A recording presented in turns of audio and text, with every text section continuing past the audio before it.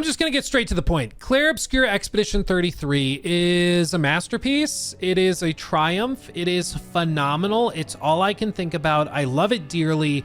And it is probably my frontrunner for Game of the Year at this point. I cannot say enough good things about this game. It is phenomenal. In case you're somehow not aware, this is the new game coming from Sandfall Interactive, a small team out of France made up of about 30 people. And this is their first game they've ever made. With all of its content, it's probably around 60 to 70 hours. And I am so impressed by it, it frankly makes it look like no other big AAA developer is even trying. Graphically, it is stunning. I didn't encounter a single bug in my 60 hours with the game so far. The writing is captivating with some of the coolest plot devices I can think of in recent memory. Even just the concept of this game is enthralling, and it has an amazing voice cast. Like seriously, they have world-class talent. They even got Andy Serkis. Literal Gollum is in this game, not just like a quick 5-minute cameo. Like he's integral to the whole thing. It is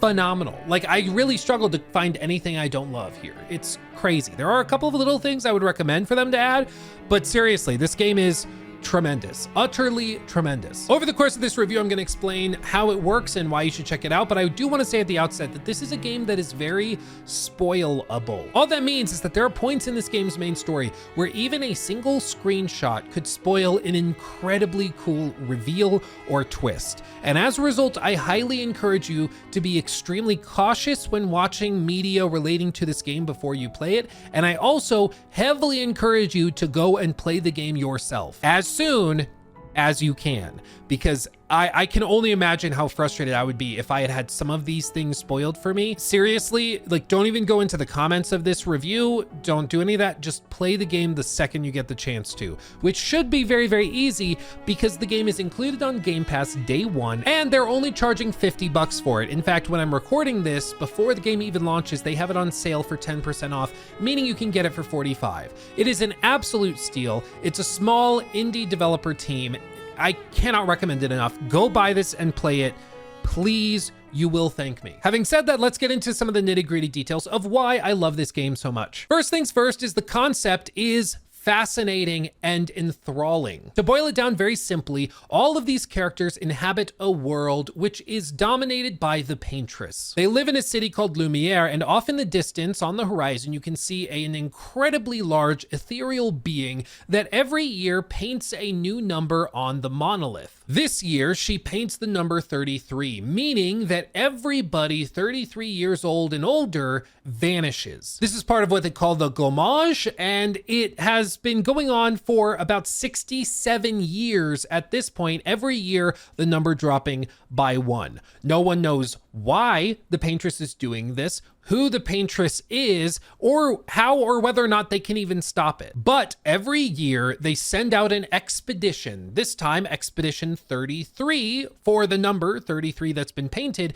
and it's comprised mostly of these people who will be banished into oblivion the next year when she paints 32 on the monolith. And so these brave souls set out on an adventure, or expedition, I should say, to slay the Paintress once and for all and restore stability to their way of life. And what ensues is a captivating adventure that takes more twists and turns than I could have ever expected, and that is as emotionally taxing as it is captivating, funny even at times, and to put it simply, enthralling. I could not stop thinking about this game once I started playing it. And after a particular big story beat that happens between like 8 and 10 hours in, I was thoroughly hooked. I was like, oh God, oh wow, it blew my mind. And I just love it so much. So for obvious reasons, I'm not going to go much more into the story than that. I think you should play it yourself and experience the story for yourself, because every little bitty thing here is intentional. Even one point where I saw like the camera pan back and I saw a character's shoulder, I thought maybe that was just like nothing.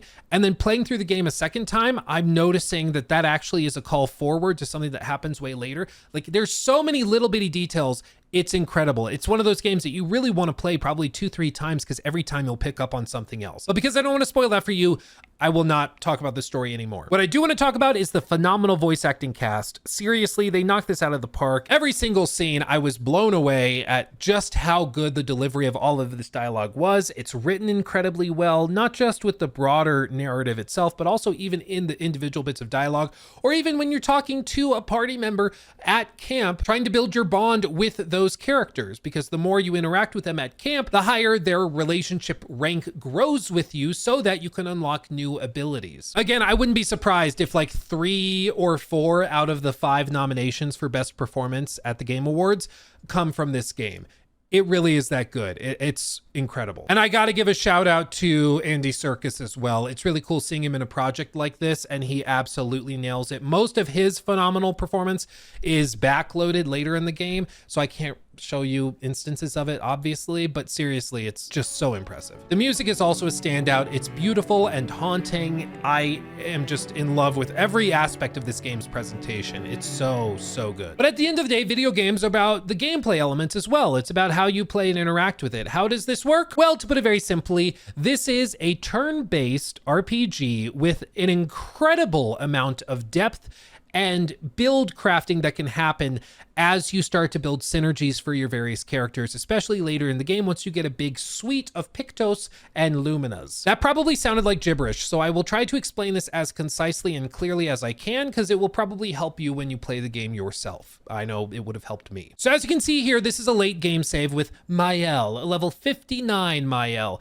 And as you can see, there are all sorts of different attributes. These are basic skill points you can assign: vitality for health, might that typically scales with damage, agility, which gives you speed, which means that you'll show up in the turn order more frequently, and defense, which reduces your damage taken, and luck, which increases crit rates and things like that. That's pretty self-explanatory and standard for an RPG. You just put the points where you want to focus. That makes sense. Where this game separates itself is with the Pictos, as you can see here, and the Luminas, as you can see over here. When you start the game, you'll start with 0 Pictos. You'll find the first ones in the opening half hour of the game, but eventually you'll build them up and you'll gain a ton of them. And each one of these has a different stat, and you can slot them into one of 3 slots for each character.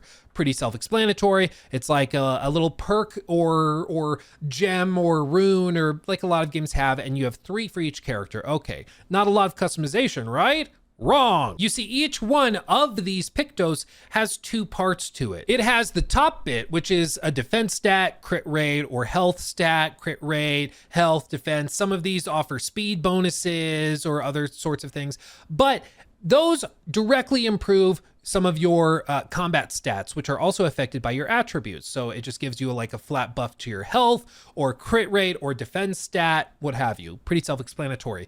The interesting bit is the Lumina section, which is this bottom bit under the bar, the text bit. And this is where you get raw abilities. Things like 75% increased counterattack damage, revive with 100% health once per battle, dispel the first negative status effect received, and gain 2 AP. This is where you start to really build out your character precisely how you want it. And this is because once you first apply one of these Pictos, this outline will be just gray. It won't look like anything like this one over here, which I haven't used. But once you use it in 4 battles, it will go solid gold around the edges, and then you get the ability to apply it as a Lumina. These Lumina are just the text bit of those perks or abilities, however you need to think about it, but you can apply these with their own individual cost. So if I want to, for example, not take At Death's Door and maybe Burning Death, I can disable those, but then I can add one of these. So if I want to add Faster Than Strong, where I always play twice in a row but deal 50% less damage, I could add that. That would be really good for characters that are about building status effects, or like adding burns to different enemies, where like they don't need to deal a lot of damage, but they want to build status effects. That could be really useful for that character. Or if I don't want that, I can do Exposing Attack. Base attack applies defenseless for 1 turn, or Energizing Pain, where I'll gain an extra AP whenever I get hit, but I won't be able to parry anymore. So you can really start to build out your character how you like it. And as you can see with Maelle, I've got a solid 96 points to apply for these Luminas. So I can build a very, very carefully crafted character by applying these skills and abilities where I want them. And it works incredibly well. Like, to put it in perspective, the game starts and you're dealing like 15, 20 damage per hit. I just had a battle in an optional side encounter where I got Maelle to deal over 200,000 damage in a single turn, just because of how her abilities stacked with all these different perks and things that I was able to tie in together with the rest of the team working in tandem.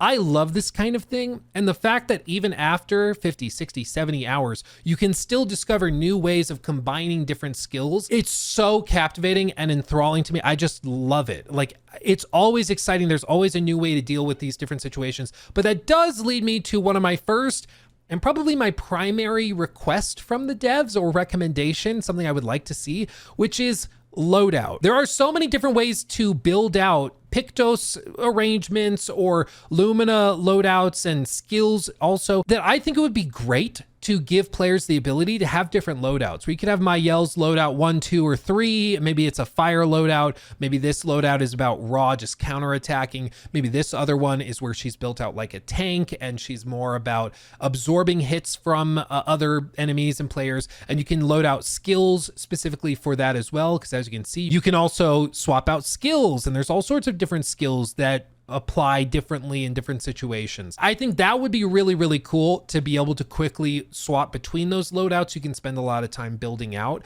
and you could even do like team synergies or team loadouts where you have 2, 3, 4 playable characters that you're arranging in particular ways for different situations, because certain bosses might be resistant to fire damage but weak to void damage, and so you swap to a different loadout for that. I think that would be really, really helpful, and I kind of hope that they add that either in a like free update or maybe in a sequel, which I hope they get to make, but that would be one of my primary recommendations. But the actual moment-to-moment gameplay within combat is pretty self-explanatory. Basically, you just go through using your different abilities or skills. However, they also integrate a real-time component as well, meaning when enemies attack, you have the opportunity to parry them or dodge, with dodge timings being more generous than parry timing. They officially recommend that you start by dodging enemy attacks until you learn their timings, at which point you can start parrying them, which gives you by default 1 AP that can then be spent on skills on your turn. There's also free aiming, which is also helpful. It burns an AP whenever you use it, but there's also skills specific to this, such as being able to free aim to apply a burn effect on enemies or increase break damage or other such effects. If you want to build out one of your characters such that their primary use is to just unload their pistol into an enemy instead of using other skills. But in effect, these real-time elements just solve one of the problems a lot of people have with turn-based combat systems, which is that they can feel really, really slow. In this case, it really doesn't. You know, you don't run into that situation like with a lot of turn-based games where you do your turn and you set the controller down and wait to see what the enemies do until it's your turn again. Now, you do your turn and you have to be on it, ready to parry all of these enemy attacks as they come in. It often feels with some of these boss fights like you're playing Sekiro again, with how precise the rhythm needs to be with some of these attacks. And you're incentivized to parry them, not just to avoid damage, but because it unlocks more powerful abilities for you and your character. At one point in the game, towards the end, I started building out my party specifically for counterattack damage, where I would deal increased counterattack damage, crits, and things against burning enemies. And I also would heal on counterattacks. I would deal increased damage on counterattacks. And I got to the point where I was able to one-shot end game level bosses and mini bosses simply by counterattacking them if I got these parry timings right. Because if you succeed in parrying every attack from an enemy on their turn, you then deal a counterattack to them, which can offer all sorts of added advantages as well, since it's a free attack basically that doesn't cost you AP but actually rewards you with it. But then there were other times where I built out a version of my party where it was all about getting hit. So I took different Pictos and Luminas that allowed me to take reduced damage but maybe deal less damage, but I just had abilities for Maelle that allowed me to take all of the damage for the entire team. So I made a couple of glass cannons and then Maelle just sucked up all of the damage from everybody. Again, I love it. Like, if you can think, oh, I wonder if I could build a team composition like this? You probably can. It's so in-depth. Again, I'm so impressed by it. But it's not just the combat that kept me surprised and engaged as time went on. There's also an overworld as well, meaning that they've actually taken some nods from old school RPGs and turn-based games from like the 90s and early 2000s, where they actually have like a miniaturized version of the world. And this is how you navigate from level to level, area to area. And it's once you unlock some of these abilities to swim through this water and to explore the broader areas as well, that you can start to find some of the coolest secrets. And I'm going to show you one that I will allow you to skip now. I wouldn't consider this a major spoiler or anything, but it's just really cool. And I think it is a small example of one of the things that they do like 15 times in the game, okay? So skip to this timestamp if you don't want to see this one little bitty thing that they did that totally surprised me. Okay, if you're still here, you're okay with seeing this. Again, this is just one little thing. I came to this spot right here and I was like, oh, there's a bunch of stuff stacked up here. I wonder what happens. You run in here and you see Gestural Beach. I hit X and then it loads me into this little area. You want to know what this is? It's basically only up, but just in this game. And this character tells you if you get to the top, you unlock all sorts of new things, like some sort of specific perk or ability. I don't even know, because I haven't been able to get up to the top of this because I'm not very good at it. But if you want to just like explore the map, you'll find stuff like this frequently where you're like, what the hell? This is like its own game within the game. It's crazy, dude. There's so much like this. And I'm just steadily amazed. Like even just earlier last night, I was exploring around the map and I found another area that I didn't know was even there. And it added in like another 10 hours of like competitive fights and sort of like an arena type thing, a tournament type thing. And there's so much like that in this game where just when you think you've seen it all, there's something more that just blows you away. And I'm just so impressed by it. So when this game comes out, you guys will have to tell me, oh no, I fell. You guys will have to tell me if you're able to get to the top of this, because it gets pretty tough towards the top. And I have not had the patience to do it yet, but I'm going to try. I'll be damned if I fail. But that's just one little bitty thing. And again, they do like 15 different examples of that, where they just like, when you think you've seen everything, they blow you away with something more that's even more impressive. And the fact that this game was only made by like 30-ish people makes it all the more incredible to me. It's utterly remarkable. I find this game to be an absolute triumph, and I cannot recommend it enough. Seriously, the last like 2 weeks since they sent me the code for this, which again, thank you for sending the code, I've been totally enthralled and captivated. People have come into the stream chat and been like, oh, I wonder if that's going to be good. And I've had to bite my tongue so hard because I'm in love with this game.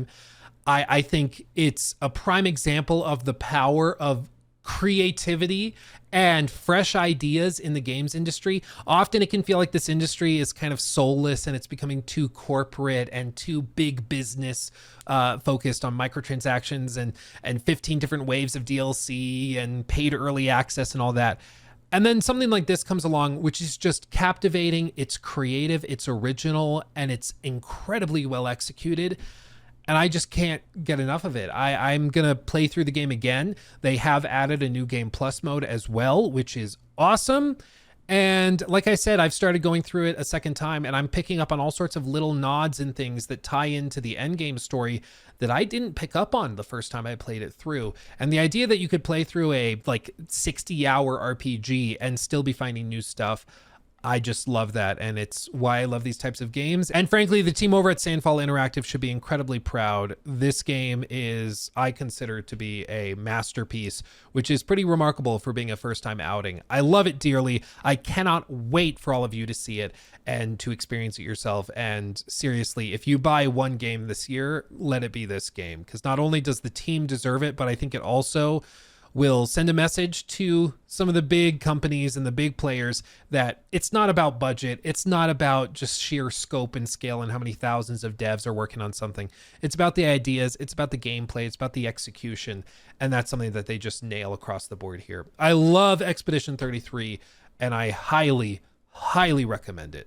Seriously. It's so good. I cannot stop gushing. But that's going to do it for me. Thank you for watching. I love all of you more than you could possibly know. If you enjoyed the video, make sure to hit the like button and subscribe. I'm apparently supposed to ask you to do that as a YouTuber, so please do. And with that said, let me know if you're going to be checking out Expedition 33 in the comments, and all of you had better say yes. Because even if you like real-time stuff and you're not typically into turn-based, I think the real-time components here will actually keep you engaged with the parries, the dodges, and everything. It's really, really solid. And again, just give it a shot. Just please, you'll thank me. But with that said, thank you for watching. I love you all more than you could possibly know, and I'll see you in the next one. Hugs and kisses. Bye-bye.